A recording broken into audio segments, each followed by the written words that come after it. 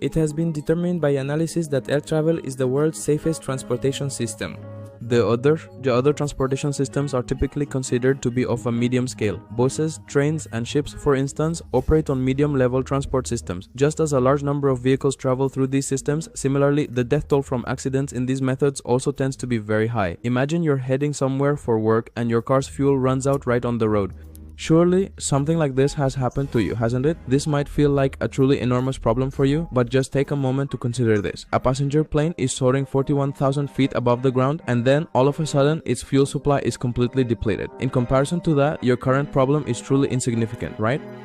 This is precisely what occurred back in 1983 aboard Air Canada Flight 143. Just one day prior to this incident, the very same flight had traveled from Toronto to Edmonton, where it underwent a thorough and routine maintenance checkup. Then, on the morning of June 23, 1983, the aircraft made its journey from Edmonton and arrived in Montreal. Upon its arrival in Montreal, the flight crew members completed their duty exchange.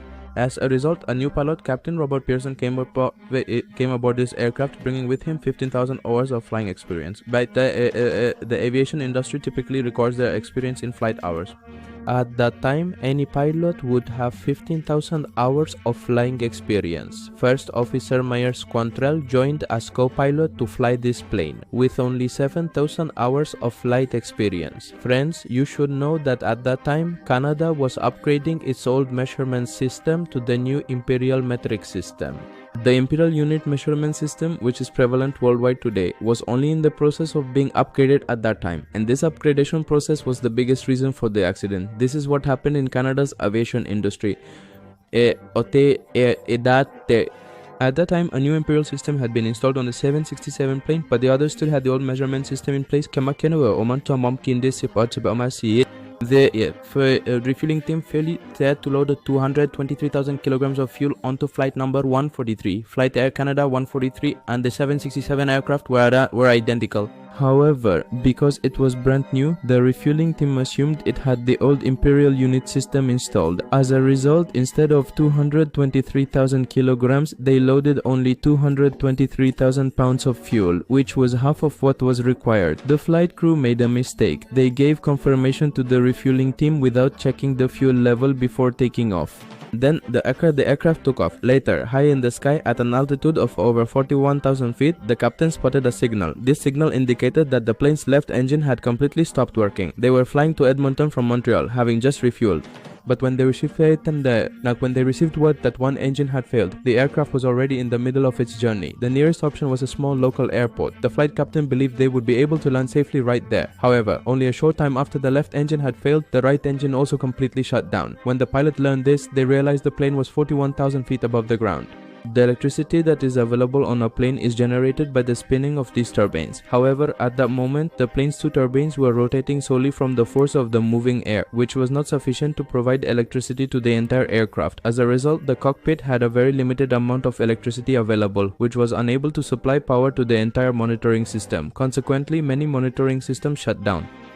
Captain Pearson and the flight officer were deliberating on what the next step should be, for the lives of the aircraft's crew and 60 passengers were completely dependent on them. Furthermore, they had absolutely no fuel remaining. Both of the aircraft's engines had completely failed.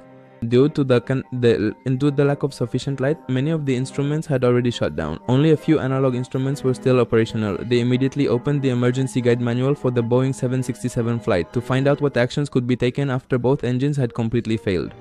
After extensive searching, they discovered that the manual system contained nothing of the sort. Nothing of this nature had ever transpired prior to this day, and the team responsible for creating the manual had never anticipated such a predicament would ever emerge. Consequently, there was absolutely nothing for them to learn from this manual, and no viable path to survival. Captain Pearson decided to land the plane with extreme seriousness. However, the major problem was that due to a complete lack of electricity, both the vertical and altimeter indicators were not functioning. As a result, there was no way to understand what altitude the plane was at or at what speed it was descending. The captain, drawing upon his complete experience, began to bring the aircraft down. The captain was descending the plane at 400 kilometers per hour. The first officer calculates if they can land properly without the right speed. The plane's instruments and air traffic control, after calculating the distance, realize the plane is descending rapidly and will hit the ground very soon. In this condition, the plane can reach Diego's emergency spot. That's when the first officer suddenly recalled his old Air Force base at Gimli, which was conveniently located right next to their current position. Captain Pearson and the air traffic control team calculated that they would indeed be able to reach it. However, they were completely unaware that the base had by then been transformed into an active racetrack. Performing an emergency landing on a racetrack would have presented no issue whatsoever had it been completely clear. But at the time और शहर के आपको rush to the race was taking place on the racetrack, and the entire stadium was completely filled with spectators. But right next to it was the greg track, which was entirely empty. आपको उन touch करना सा. But the Naprodopan Tatandia by this was extremely dangerous. The captain decided to land right there. The plane's landing gear extended because of a gravity drop. The vertical speed was too high for any kind of landing.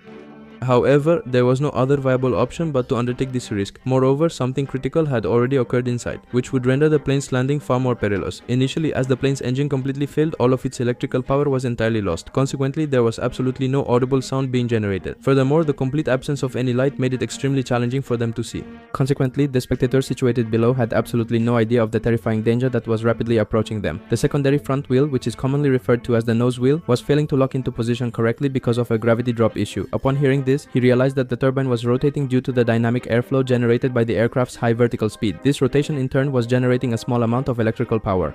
As a result, the hydraulic steering system was functioning, but after it came down, the blade began to rotate very slowly. Consequently, the hydraulic steering system wasn't operating correctly with its full power. Therefore, controlling the plane became extremely difficult. Despite all these challenges, two very positive outcomes occurred. As a result, many people's lives were saved. Initially, the nose wheel was not functioning correctly. When the plane touched the runway, Captain Pearson applied full force on the brakes. This caused the nose wheel to retract completely. The front section of the plane then struck the ground. After a very large bounce, it hit the ground a second time, then continued to move forward, scraping and grinding against the surface. And this friction causes the plane's speed to decrease significantly. This is a very good thing. Even if the front wheel had been locked, the plane couldn't have braked and reduced its speed so much in such a short time. Otherwise, this plane would have quickly crashed into the race spectators at a very high speed. As a result, thousands more spectators would have lost their lives. Additionally, the captain only applied the run brake to the rear wheel, braking the main landing gear. As a result, another section of the plane touches the ground. This causes it to experience even more friction and the plane comes to a very quick stop.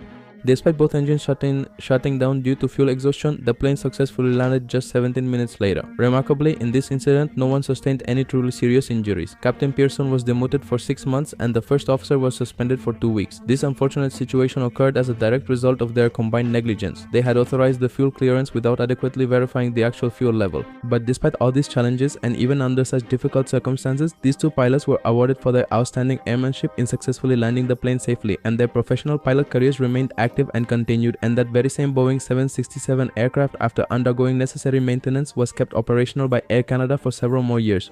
In 2008, after 25 years of service at this plane's flights were finally halted. Not a single passenger aboard that aircraft will ever forget those 17 minutes. If you enjoyed this video, please feel free to share it, and if you like watching such mysterious, thrilling, uncommon and interesting videos, then make sure to subscribe right now and hit that bell icon next to it. So we'll see you in the next episode. Until then, please take good care of yourselves. Thank you.